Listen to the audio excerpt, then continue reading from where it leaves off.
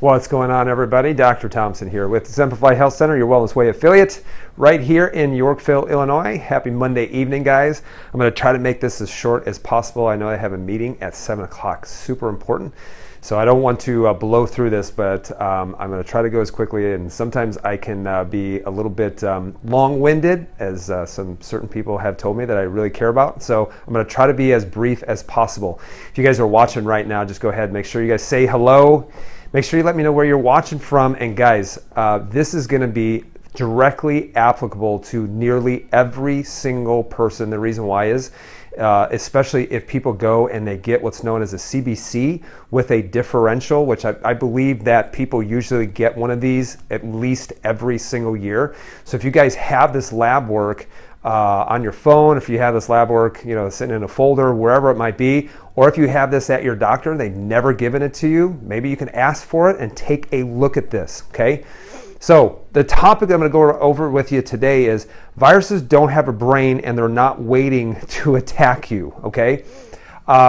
This is very, very important because basically viruses they don't have brains, okay? They don't have, some kind of nefarious agenda that they're trying to kill the world. Basically, guys, when you look at a virus, it's actually just some genetic material wrapped up in what's known as a glycoprotein, which is basically sugar and some chains of amino acids. Okay, it's really all it is.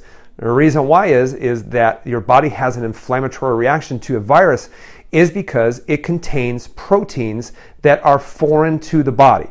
So guys, any kind of protein that is foreign to the body is going to cause an immune system reaction. Heck, this can even be to foods. This is why we test food allergies. Because if you have some poor digestion, it's not breaking down some of the proteins that are in foods, and that can leak through the intestinal lining called hyperpermeability, well, you're going to have an immune system reaction specific to those proteins, okay? So viruses are just basically, really the short and skinny of it is that it's just foreign protein that gets inside of the body. So they don't have a brain. They're not willing. They don't have the long mustache and they're doing this, waiting just to destroy humanity. They're not trying to attack you. All they are is they're opportunistic. And if you look at the number of viruses that are all around us all the time, bacteria and virus, guys, our bodies are under attack 24/7. This is why we were created with an immune system. Nobody's talking about an immune system. Heck, I would probably, if I did a poll of 100 people, what is the immune system? People probably would have no idea what their immune system is, or if I said, where's your immune system located? What kind of cells make up your immune system? What are the different types of immune system reactions? I would venture to say very few people could give any kind of logical explanation in regards to the immune system. Where it starts, where it's sitting at, all the different types of cells. I guarantee you people, and this would be taught in schools. My goodness, okay? So viruses don't have a brain and they're not waiting to attack you. That should be really good news. There's probably some people that are going to argue with me that is not true because some people just like to live in fear, all right? I choose not to live in fear because I understand physiology, all right? That doesn't mean that certain people shouldn't be concerned.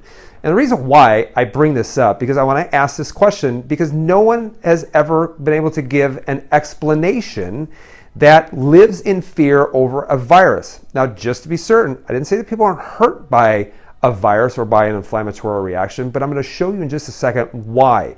So let me ask you guys this question. Why is it two people are exposed to the same virus? Why can they have such a different outcome? Okay, so how can one person get the COV, et cetera, infection, and they may have, a cold, they may have, a fever for 1 or 2 days. The infection is done, and then after that, it is smooth sailing. So another person can get it, and boom, they end up in a hospital 3 to 4 weeks. They end up on a ventilator. They may die, from it. But it's the same exact virus. It's the same virus. There's not a virus that is stronger than the other, It's the same exact virus. So how can there be such two drastic outcomes? Why is it? And I will always go back to this, that it is not the seed, it is the soil. It is not the seed, it is the soil. Your body is the soil. The seed is the virus. So if I had grass seed, for example, and by the way, you guys should take a look at my lawn right now, completely dead. I planted new grass seed in parts of my yards and it is absolutely destroyed. I'm having a heck of a time trying to figure this out. But if you went and planted grass seed, the best grass seed in the world, and I decided I'm going to lay down this grass seed on my laminate floor that I have right here in the office, and I water it, I give it like sunlight, I give it fertilizer. It doesn't matter what I do to it or the type of seed or anything. The soil is not there. So it doesn't matter what I do, it's never ever going to grow. And it's the same thing with viruses. Viruses and bacteria, they're opportunistic. They only have a chance to grow and to replicate if your immune system is not working on all cylinders. Now, there's a very specific group of people whose immune system is not working on all cylinders, and I'm going to show you that in a second. So this actually comes from the Journal of Personalized Medicine. This was in October of 2020. Now, I want you to listen to this, because the reality is if I was doing testing on so many different people, and I read this, I would go back to all of my patients and re-look at all of their white blood cell with their differentials. I would go back and then I would tell them, you're at risk, you're fine, you're at risk, you're fine. Because here is what they found. And I love that people are actually trying to do research and trying to figure out who is at the most risk. Now watch. So in the Journal of Personalized Medicine, October of 2020, here's what they did. They looked at white blood cells, okay? So they looked at a white blood cell count. So if your doctor's ever done a white blood cell count with a differential, so let's call it CBC with a differential, they should be doing this. I think they do it every single year, but we've run it 4 or 5 times in 1 year on a certain group of people. But basically when you're running a CBC, you're looking at your total white blood cells, and then a differential is you're looking at like your lymphocytes, you're looking at your granulocytes, you're looking at your monocytes, you're looking at those. Now, I'm going to show you how you can even go deeper down the rabbit hole as far as looking at different types of lymphocytes, especially really important when it comes to viral infection and also when it comes to cancer. But you can look at those and look at all the different type of granulocytes, monocytes, lymphocytes, and look at that and see, well, how many of those cells do I have? Do I have sufficiency of this? Am I high or am I really, really low? And then what percentage of those specific types of cells do I have? That's really, really important, especially when it comes to this study. Now watch, here's what they found. This is the conclusion. They say our results suggest potential causal effects. Now listen, causal effects of a low white blood cell count, lower myeloid white blood cell count. Now what is that? These are the white blood cells that are made within the bone marrow. Very important, okay? Lower granulocyte count. Your granulocytes are things like your basophils, your eosinophils, and your neutrophils, okay? These are the ones that actually discharge specific inflammatory chemicals that are involved with what's known as phagocytosis, or basically just cell eating. Really, really important when it comes to parasites and when it comes to bacterial cells, okay? And then, so lower granulocyte count, but a higher eosinophil percentage, okay? Now, this is what's interesting.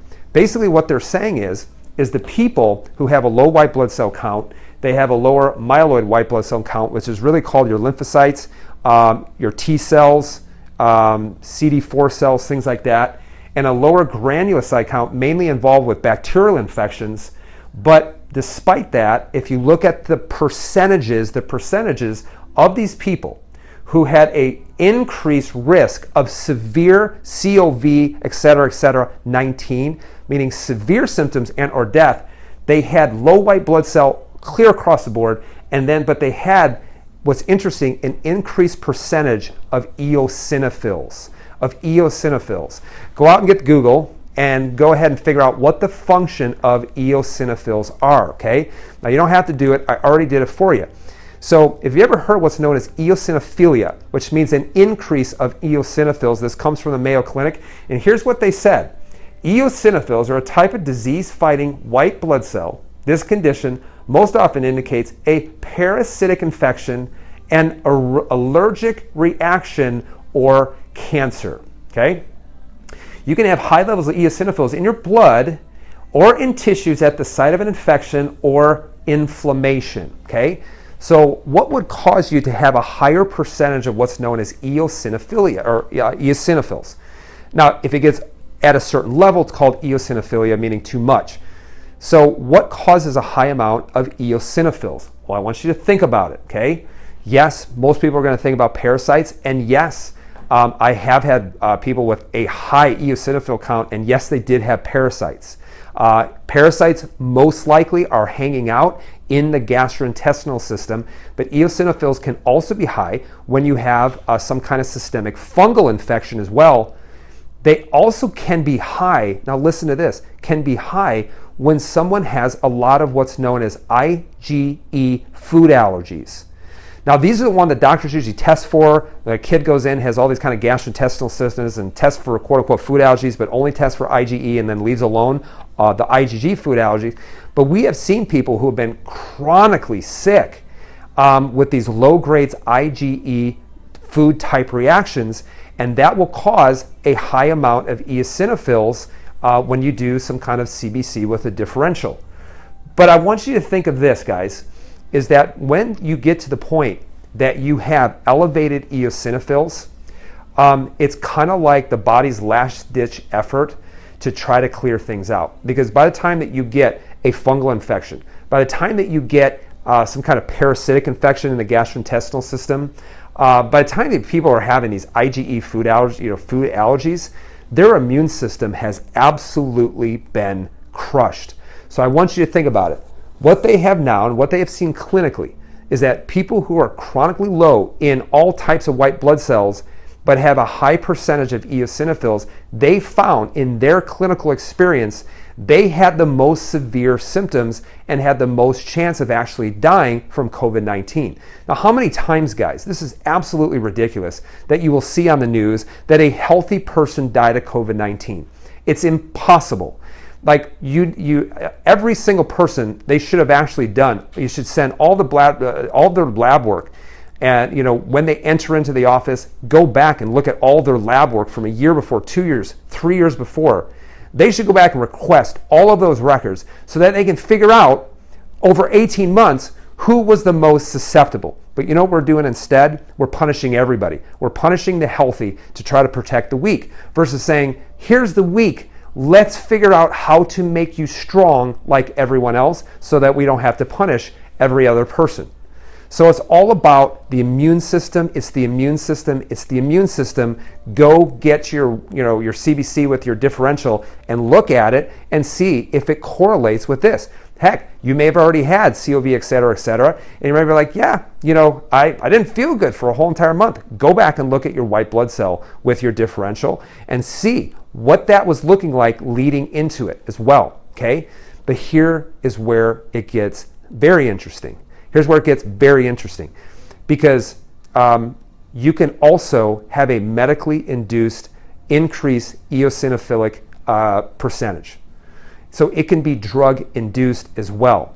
So what causes you to have high eosinophils or have a low immune system? Guys, this is all tied and related to lifestyle. It really is, guys. You are not made genetic to have a poor immune system, okay? Well, I've had a poor immune system my whole life. Trace it back even to birth, and you can see where things started to go wrong because I've done videos on how you can already blast the immune system at 6 months of age, at 3 months of age, heck, even at birth. They can already set that immune system down a very bad path, okay? So this can be also medically induced. Now watch, remember we said low immune system function and a high eosinophilic percentage, okay? Now, there are drugs that will cause an increase in eosinophilic percentage, and here are some of them. Penicillins, cephalosporins, tetracyclines. What are those? Those are antibiotics, okay? Antibiotics. Just remember, if people are taking an antibiotic, there has to be a weak immune system in order to develop some kind of bacterial infection or some kind of bacterial overgrowth. But here's what's interesting as well. ACE inhibitors. ACE inhibitors will do it. So who are some of the people that have actually, their lungs have been decimated by COV, et cetera, are the people who are on blood pressure medication. Most popular ones are known as ACE inhibitors. And by the way, the spike protein is actually what attaches to an ACE receptor. We have ACE receptors in our lungs. We have ACE receptors in our brains. We have ACE receptors around our heart. We have ACE receptors in our vascular system, ACE receptors on the ovaries, ACE receptors on the uterus, ACE receptors on the testes, ACE receptors in the gastrointestinal system, which is why when you get any kind of infection that involves ACE receptor, you could technically have symptoms in all of those different areas. ACE inhibitors, which is a blood pressure medication, can cause a high amount of eosinophils. So think about it. This can also be drug-induced. How about NSAIDs, non-steroidal anti-inflammatory drugs? This is your Tylenol, your Advil, Lee, naproxen. How about proton pump inhibitors, which are given out like candy today? Acid reflux, medication, proton pump inhibitors. Now I've done a video on that showing about the devastating effects of proton pump inhibitors. How it can cause problems with dementia, how it can cause an increased risk of pneumonia in the lungs, how it can cause all different kinds of symptoms down into the gastrointestinal system, and how it causes a decrease in calcium absorption, which leads to hip and spine and shoulder fractures if you take them over 2 to 3 years. So when you look at all of those, it can also be medically induced. So I want you to think about it. Someone comes in, they're overweight, they're a diabetic, which we know historically will have poor immune system function. They're on a proton pump inhibitor. They're on an ACE inhibitor. Doctor does a differential and says, wow, you got a really low white blood cells. You got a very high eosinophil count.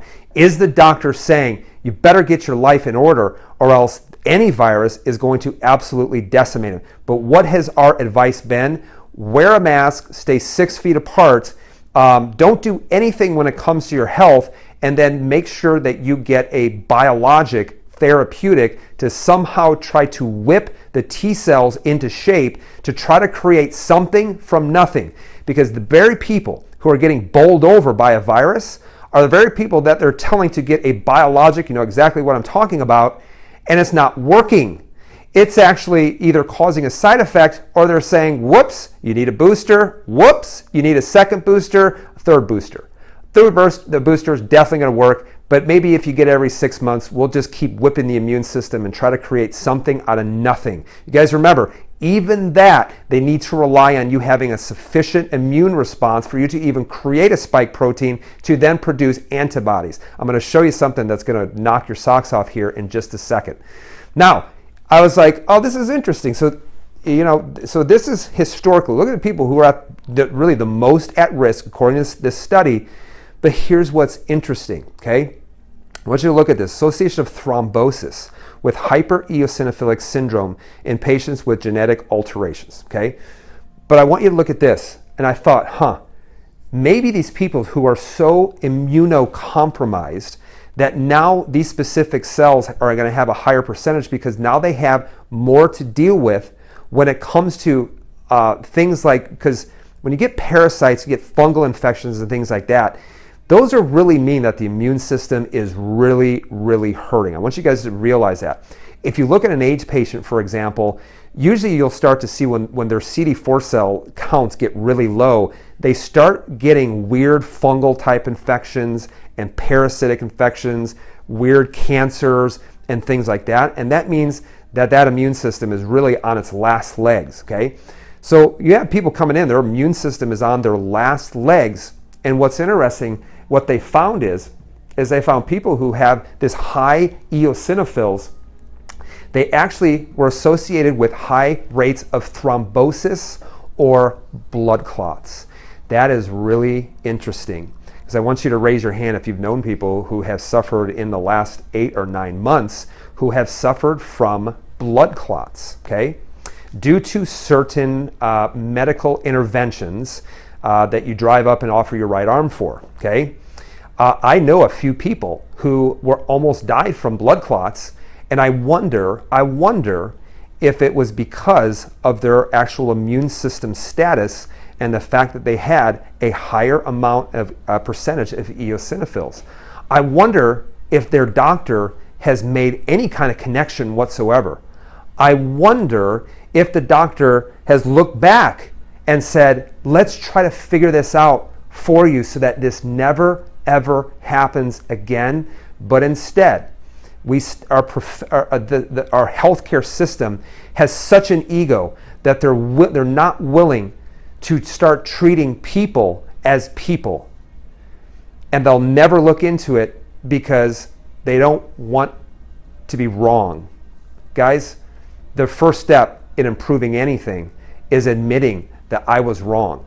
And I have been wrong on some things, and I'll admit it, but we have this whole, doctors are gods, and they never ever make mistakes, and they make a ton of mistakes, because I want to tell you something, guys, look it up. The third leading cause of death is actually our healthcare system. It is. And I always say, take care of yourself. Why would you want to get to the point where you needed to walk into the third leading cause of death in the United States to try to get your health back? Don't create a fire that you need the fire department to put you out. Does that mean that I would never go? Nope. If I had a fire, I'm doing everything I can to make sure I never have a fire. But if I did have a fire, our healthcare system is the best at putting out fires. But the problem is we're the worst at preventing them, and we're the worst at helping people not to get there in the first place. So look at this. Look at those people that you know that have had blood clots from some kind of medical intervention, and say, hey, I want to take a look at your blood work from, I don't know, 6 months before you had that done, and maybe it will actually leave some clues. So here's some takeaways, guys. Here's some takeaways. Number one, the virus doesn't attack you, okay? It doesn't attack you. It doesn't have a brain. It doesn't attack you. It doesn't sit in the corner. It doesn't sit at 6 feet and then all of a sudden and hover at 6 feet and then have no way of getting to you as long as you sit down in a restaurant and then take your mask off, okay? It is opportunistic, meaning it's always there, always around, and this is why many kids never have any issues with it. And the reason why is they haven't had as much time to knock down their immune system. They may have had 8 years, 10 years to knock down their immune system, but a lot of people are rocking around of 50 and 60 years of really bad habits that has decimated the immune system. Number two, guys, your immune system will always give you clues. Your immune system will always give you clues. And I could go at test after test after test that we run in our office that will give you clues on the health of the immune system. Heck, a food allergy test will give you clues on your immune system. You don't have enough B lymphocytes, you cannot make antibodies even to foods. A stool test will give you clues on your immune system. A CBC with differential will give you clues. There's so many different things that will give you clues on your immune system, is that it's really hard to say I had no idea. It's nearly impossible now to say I had no idea on the health and status of my immune system. But the third thing is this: could people with high eosinophils that's induced either by lifestyle or induced by taking medication, could these be the ones that are actually getting decimated as due to blood clots as a side effect of a specific medical intervention? Something to think about. It is something to think about. But guys, if we don't just sit back and start asking questions, take everything off of the table, take our egos away from it, and just say, let's start from square one, because it's all about the patient. It's all about the patient. It's not about a narrative. It's not about my way is better than your way. It should always be about the patient. And let me tell you something. There are times where I told a patient, right now your best bet is to get it out and use the fire department in order to get it out. But the problem is I've never ever had a doctor actually come to me and say, I want to refer a patient to you. because I know that the care that I provide isn't the best for them. So think of that. We're just asking questions, and hopefully when you start asking questions, we can start stimulating a little bit of conversation.